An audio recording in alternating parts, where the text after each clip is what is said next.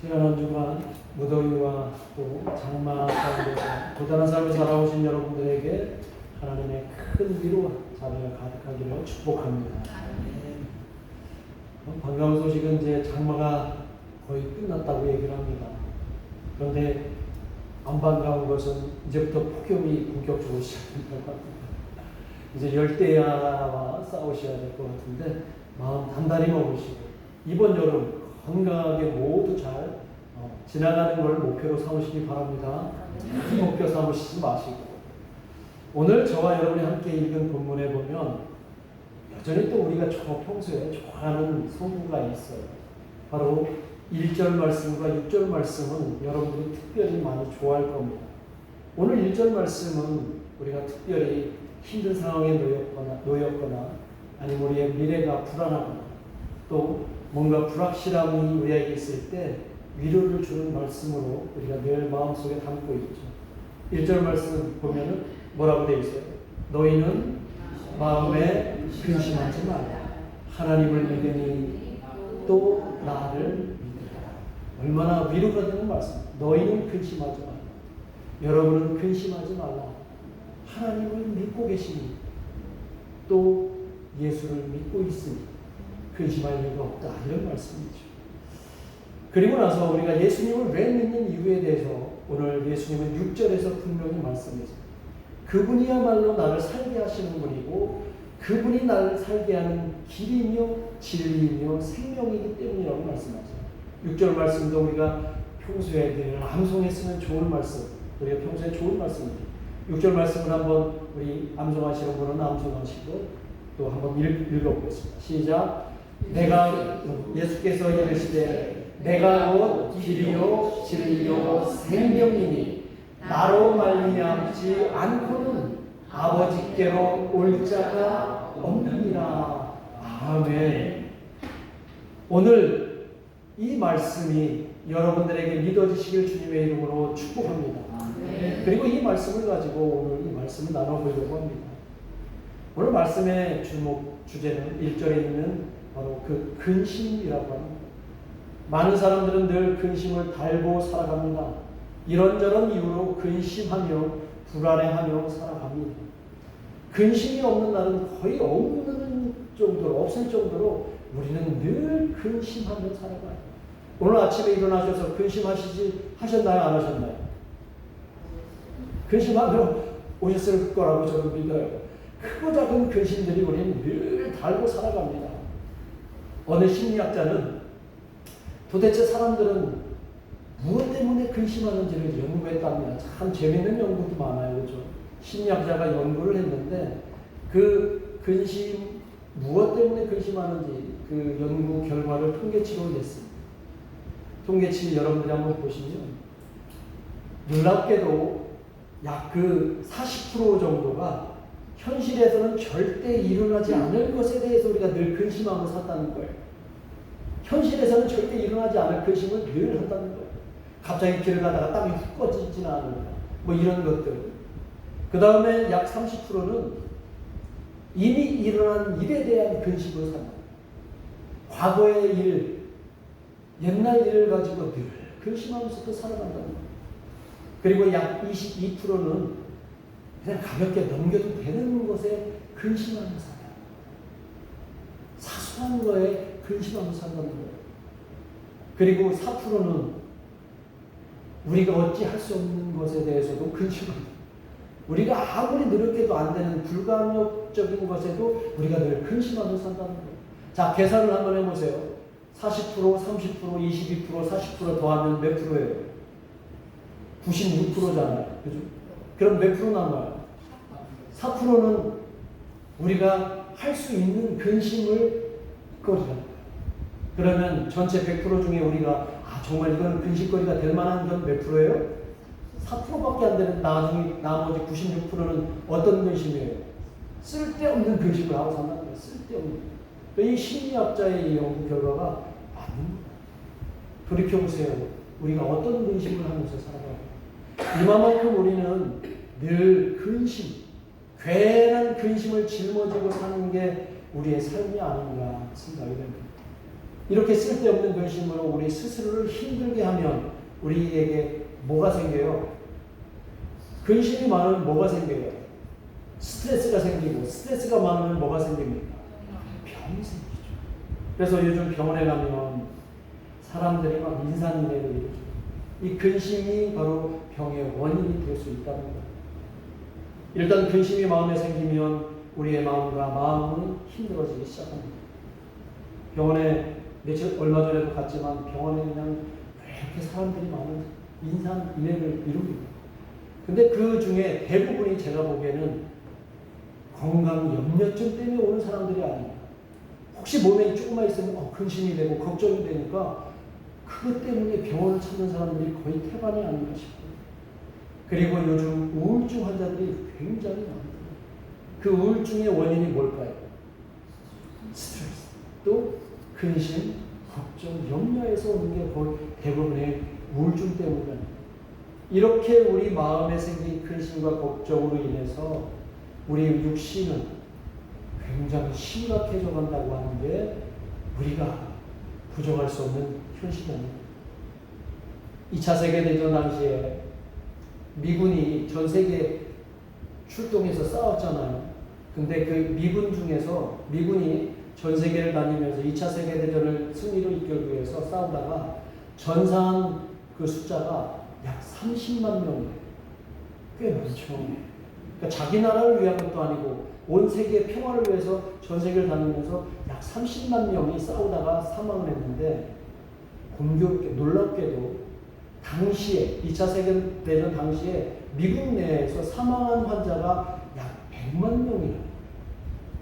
근데 그 100만 명 중에 100만 명이 아니라 그 100만 명 중에 100만 명이 어떤 병으로 죽었냐면 거의 심장 질환으로 죽은 사람이 약 100만 명이라는 거예요.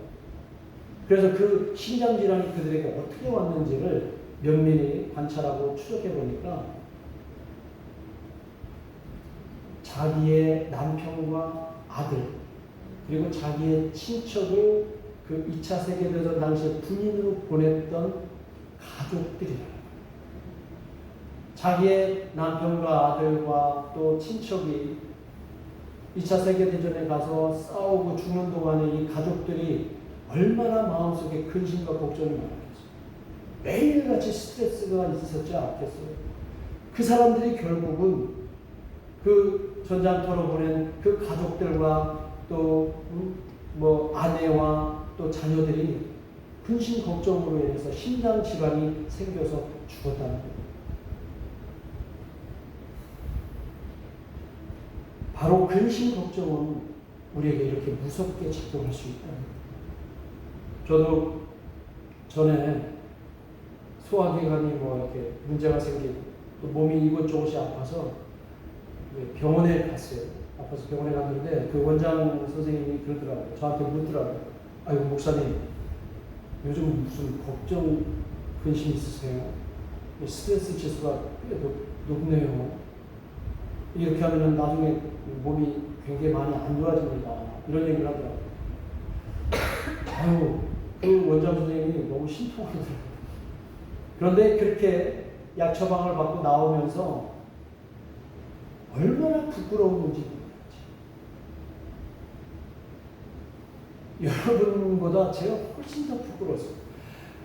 명색이 그래도 목사인데 여러분 앞에 여러분 신앙생활하면서 근심 걱정은 다 버리고 예수님만 믿고 전혀 근심 걱정을 다 버리고 행복하게 사십시오라고 맨날 간단히 설교하고 있는 이 목사는 정작 근심 걱정 때문에 병원에 가서 의사 선생님에게 아이고 목사님 근심 걱정하지 마세요라는 소리를 들어야 하는 저 처지가 너무 부끄럽고 너무 하나님께 죄송하고 또 여러분 앞에도 면목이 없더라고요. 말씀을 준비하면서 나는 근심 걱정을 왜 하는가? 나는 왜 근심 걱정을 하며 사는가? 이런 생각에 이 말씀을 더 깊이 묵상하면서 그렇게 목사는 좀 달라져야 되지 않는가 생각하면서 이 말씀을 준비했습니다. 요즘처럼 근심 걱정이 많은 시절에 오늘 우리에게 이미 익숙하고 너무 잘 알고 있는 이 말씀이 오늘 저와 여러분에게 다시 생명의 능력의 말씀이 되기를 간절히 소망합니다. 이 말씀으로 우리의 마음을 다시 정돈하고 이 말씀으로 진정으로 근심하지 말고 주님을 믿고 하나님을 믿는 우리의 삶이 되기를 간절히 원합니다. 그래서 이 말씀을 나누고자 합니다. 오늘 본문 1절에서 예수님이 이렇게 말씀하시죠. 너희는 마음에 근심하지 말라. 이 말씀을 지금 누구에게 하시는 거예요? 누구에게 하시는 거예요? 제자들에게 하시는 거예요. 제자들에게. 성경을 읽고 계시잖아요. 이 말씀은 제자들에게 하시는 거예요.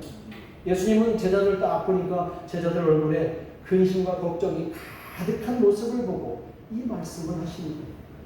제자들의 근심과 걱정이 뭘까요? 어디에서 그들은 걱정하고 근심하는 걸까요? 오늘 본문 이전에 보면 예수님께서 그들에게 뭐라고 말씀하시냐면 너희들이 기대하는 것은 내가 잘 알고 있지만 너희들의 기대대로 내가 하지 않고 나는 십자가에서 죽을 것이다. 그리고 그 십자가의 죽음의 길을 갈 것이고 그 길은 너희들이 나를 따라올 수 없는 길을 내가 갈 것이다 라고 얘기를 하시는 거예요. 제자들은 자신들에게 큰 기대를 주셨던 그 예수님께서 곧 세상을 떠날 것이고 또한 그 길은 제자들이 따라올 수 없다고 하는 그 하신 말씀에 그들은 갑자기 미래가 불안해진 거예요. 이제 예수님이 없으면 어떡하지?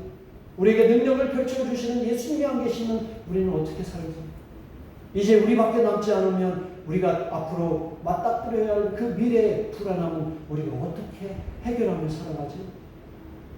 예수님을 열심히 따르면 큰 보상이 따를 것으로 믿었는데 이제 예수님은 스스로 죽음의 길을 떠난다고 하시니 자신들의 안위와 자신들의 미래가 불안한 것이기 때문에 그들은 얼굴에 근심과 걱정이 가득할 수밖에 없었던 거예요. 그런 얼굴에 수심과 근심이 가득한 제자들에게 오늘 예수님이 1절에서 뭐라고 말씀하셨습니까? 너희는 마음에 근심하지 말라. 하나님을 믿으니 또 나를 믿어라 라고 말씀하십니다. 예수님은 그들 제자들의 근심의 원인을 알고 계시는 겁니다. 그들의 근심이 어디에서 열어난 것인지 어디에서부터 시작된 것인지 예수님은 알고 계시는 거예요. 그래서 너희는 마음에 근심하지 말라. 그 다음에 갑자기 하나님을 믿으니 또 나를 믿으라. 이 말씀을 하셨어요. 이 말씀은 왜 하셨어요? 하나님을 믿으니 또 나를 믿으라. 이 말씀을 왜 하셨어요? 하나님을 믿으니 또 나를 믿으라. 이 말씀을 뒤집어 우리가 생각하면 너희들이 지금 불안해하고 근심하는 것은 하나님을 믿지 않으니 예수인 나를 믿지 않으니 지금 너희가 불안해하고 근심하는 건 아니야. 너희들이 마음의 근심을 내쫓고 근심에서 벗어나고자 하면 어떻게 해라? 하나님을 믿고 또 나를 믿어라. 이 말씀을 오늘 해주십니다. 여러분, 우리 마음 가운데 누군가에 대한 혹은 어떤 상황에 대한 믿음이 없으면 마음이 불안해요? 불안하지 않습니까? 불안하네요. 그리고 무엇이 찾아와요? 우리 마음 가운데 믿음이 없으면 무엇이 찾아올까요? 불안하고 그럴 때는 근심이 찾아오죠. 믿지 못하면 마음에 평안함이 없어요. 그러나 반대로 믿음이 있는 곳에는 감사와 찬양이 있는 줄 믿습니다. 믿음이 있는 곳에는 마음에 평안함이 있는 줄 믿습니다. 감사와 찬양이 있으면 근심은 절대 찾아올 수가 없습니다. 믿음이 없으면 근심이 찾아오지만 믿음이 있으면 우리 마음에 근심이 절대 얼씬거리지 않는 줄 믿습니다. 이것이 오늘 우리에게 주시는 말씀이에요. 예수님이 그 말씀을 하시는 거예요. 사도 바울은 당시에 어목했던 초대교회 현실을 매우 근심하며 걱정하고 있는 그 초대교회 성도들에게도 비슷한 맥락으로 비슷한 의미로 말씀을 하시는 내용이 있습니다. 그들을 위로하며 권면했던 말씀이 바로 빌립보서 4장 6절에서 7절에 있는 말씀. 한번 같이 한번 읽어보겠습니다. 시작. 아무것도 염려하지 말고 다만 모든 일에 기도와 간구로 너희 구할 것을 감사함으로 하나님께 아뢰라. 그리하면 모든 지각에 뛰어난 하나님의 평강이 그리스도 예수 안에서 너희 마음과 생각을 지키시리라. 아멘. 사도 바울의 이 말씀이 바로 예수님의 말씀과 같이 연결되는 말씀이에요. 아무것도 염려하지 말라고 말씀하십니다. 다만 모든 일에 기도와 간구로 너희 구할 것을 뭐함으로? 감사함으로. 마음에 믿음이 있는 사람은 내가 지금 어떤 상황에 있든지 감사함으로 그 상황을 뚫고 나가는 줄 믿습니다. 그 말씀을 하시는 거예요. 그리고 그렇게 하나님께 아뢰면, 그리하면 이 모든 것을 아시는 하나님의 평강이 그리스도 예수 안에서 너희의 마음과 생각을 어떻게 하신다고요? 지키신다고. 지키신다. 근심이나 이런 것들은 다 내쫓게 하시고 그 마음에 무엇이 들어차 있는다고요? 하나님의 뭐가? 평강이. 하나님의 평화가, 하나님의 평안하심이 근심을 대체하고 예수 그리스도 안에서 우리의 마음을 지배하실 거라는 거죠. 내게 근심과 염려가 생길 때 오히려 그것을 감사의 이유로 삼아서 하나님께 간구하라고 하는 이 말씀을 여러분도 꼭 새겨들으시기를 바랍니다. 하나님이 나를 돌보시고 도와주시는 줄로 믿고 예수 그리스도의 이름으로 기도하고 간구할 때 하나님의 평안함, 주의 평안함이 내게 찾아온다는 것을 확신해야 합니다. 이것이 바로 우리에게 필요한 믿음이라는 거예요. 근데 얼굴 보니까 잘 믿기지가 않으시는 필요합니다. 그럼 한번 시험해 보세요. 여러분 근심이 찾아왔을 때 이 말씀에 의해서 한번 기도해 보십시오. 믿음으로 한번 기도해 보십시오. 그러면 주의 평강이 우리 마음에 가득 차지 않겠습니까? 한번 시험해 보시기 바랍니다. 그리고 다음 주에 저한테 그 결과를 보고해 주시기 바랍니다. 왜요? 매일 우리는 근심하며 사니까.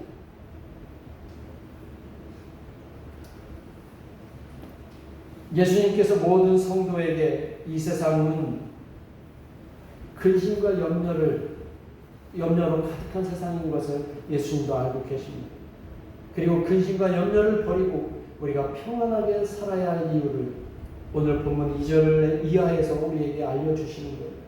너희들이 근심하지 말고 하나님을 믿고 예수 그리스도를 믿으면 너희들은 이제 근심에서 벗어나 참 평안을 누리게 되는데 그 누릴 수 있는 방법을, 누릴 수 있는 그 여건을 내가 만들어 줄 거야 라고 말씀하시는 게 2절 이하의 말씀이에요.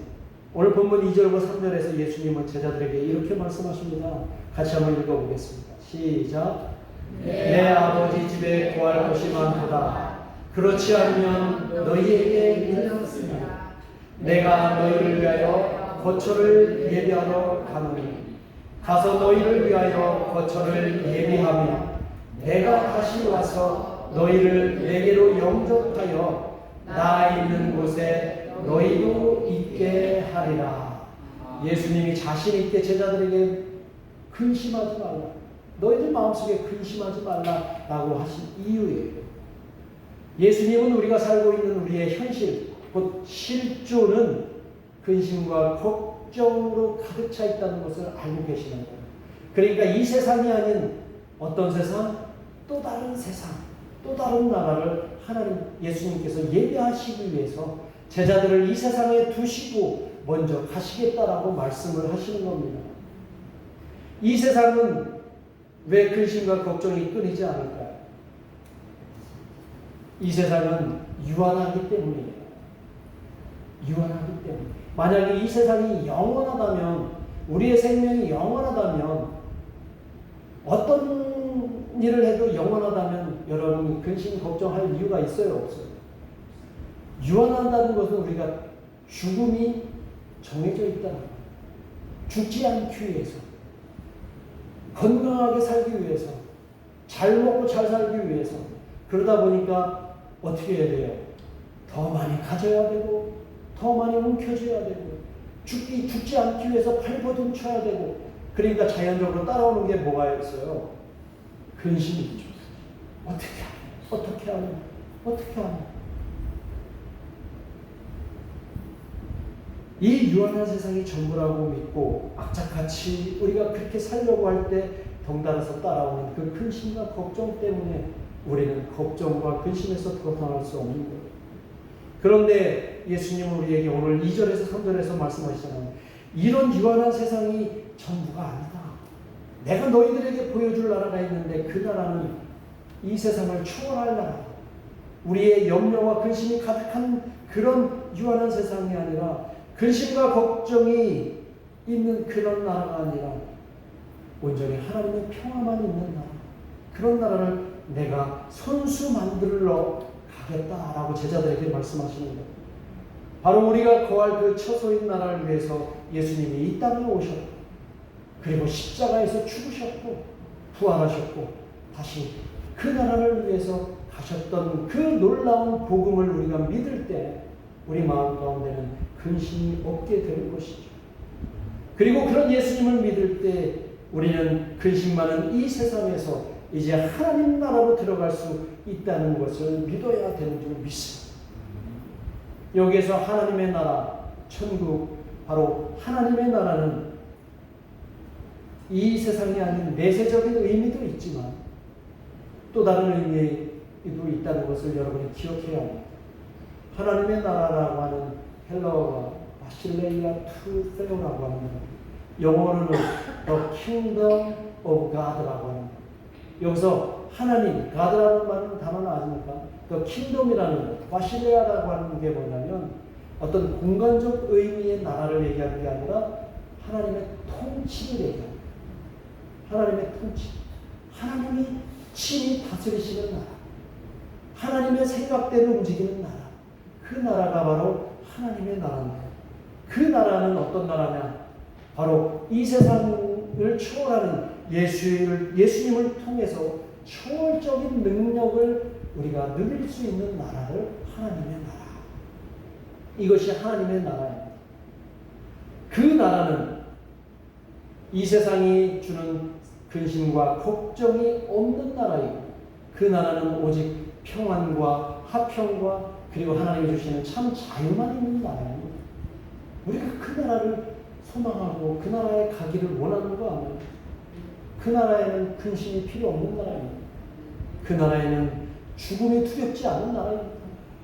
그 나라는 가난함과 부유함이 의미가 없는 나라입니다. 그 나라는 높고 낮음이 필요 없는 나라예요. 그 나라는 우리가 가고자 하는 나라, 소망하는 나라. 그 가고자 하는 믿음이 우리에게 있을 때 우리에게는 근심 대신 우리에게는 평안함이 있는 줄을 믿습니다. 그 나라에 가기 위해서는 어떻게 해야 된다고 오늘 예수님이 말씀하셨어요. 6절에서 말씀합니다. 그 나라에 가기 위해서 어떻게 해요? 예수께서 이르시되 그 나라에 가기 위해 갈 수 있는 길은 이 길이 있는데 그 길이 어떤 길이에요? 예수께서 내가 곧 길이요 진리요 생명이라고 말씀하십니다. 나로 말미암지 않고는 아버지께로 그 나라에 갈 수가 없다고 말씀을 하시는 거예요. 예수님이 아닌 다른 곳으로는 우리가 그 나라에 갈 수 없고 예수님이 아닌 다른 것을 찾으면 우리 마음속에는 늘 근심만 가득하게 된다는 것을 오늘 알려주시는 겁니다. 오늘 이 말씀이 저와 여러분에게 분명한 믿음의 이정표가 되기를 간절히 소망합니다. 세상이 아닌 하나님 나라를 소망하시기를 바랍니다. 그 나라는 오늘 여러분들이 오늘 이 순간에도 만들 수 있음을 또 기억하시기를 바랍니다. 하나님이 나를 다스리게 하나님께 나를 드리면 되는 것이죠. 오늘 제가 설교를 준비하면서 시작하면서 제목을 오늘은 읽지 않았죠. 오늘은 중요한 오늘 제목이 뭐예요? 티테디우스. 아유 우리 목사는 이상한 말로만 그냥 우리 성도님들을 어렵게 해요. 티테디우스. 이게 무슨 언어예요? 이게 헬라어. 장난식을 제가 굉장히 많이 한 것 같아요. 이 티테디우스라는 제목을 왜 다루느냐? 사실은 이 제목이 뜻이 굉장히 중요한 뜻이 있어요. 1세기에 초대교회에 있었잖아요. 이 초대교회 문헌에 보면은 그 1세기에 가장 어목하고 힘들었던 그 시대에 그 초대교회 성도님들은 늘 자신의 이름 앞에 이 티테디우스라고 하는 별칭을 달았다고 해요. 예를 들면 바울 같으면은 뭐라고요? 티테디우스. 그 다음에 베드로는 티테디우스 베드로, 티테디우스 스테반, 티테디우스 요한 이렇게 달았다고 해요. 그럼 티테디우스의 뜻이 뭘까요? 결코 염려하지 않는 사람. 티테디우스라고 하는 이 단어는 결코 염려하지 않는 사람입니다. 스스로 자기 이름에 티테디우스를 닮음으로 인해서 나는 근심 걱정하지 않고 예수님께서 말씀하신 대로 우리 마음에 근심하지 않고 버리고 우리는 걱정 없이 하나님 나라를 소망하는 바로 그런 사람이다라고 하는 것을 스스로 끊임없이 계속 되뇌었던 것입니다. 자신의 이름 앞에 티테디우스를 붙임으로 죽음이나 어떤 상황 앞에서도 절대 근심이나 염려하지 않고 주님의 이름으로 자유했다라고 하는 것을 오늘 이 티테디우스라고 하는 그 별칭으로 우리에게 알려주시는 거예요. 저에게 소망이 있습니다. 이제 이 티테디우스를 여러분 이름 앞에 사용하시기를 주님의 이름으로 축원합니다. 그래서 제가 한번 불러보려고 해요. 티테디우스 우리 정용삼 장님, 티테디우스 우리 안세진 권사님, 티테디우스 우리 김용수 집사님, 티테디우스 우리 정용수 권사님, 티테디우스 우리 백명옥 집사님, 티테디우스 우리 박효열 집사님, 티테디우스 우리 김철원 형제, 그리고 티테디우스 이영숙 사님, 그리고 티테디우스 우리 권영민 목사, 티테디우스로 여러분 주어진 삶을 살아가시기를 축복합니다. 근심하지 마시고 예수님을 믿고 예수님을 통해서 날마다 주시는 그 은혜로 살아가시기를 바랍니다. 물론 그렇다고 해서 근심과 걱정이 완전히 떠나가지 않고 바로 예배 끝나고 나서 근심 걱정이 아마 비오듯이 또 쏟아질 겁니다.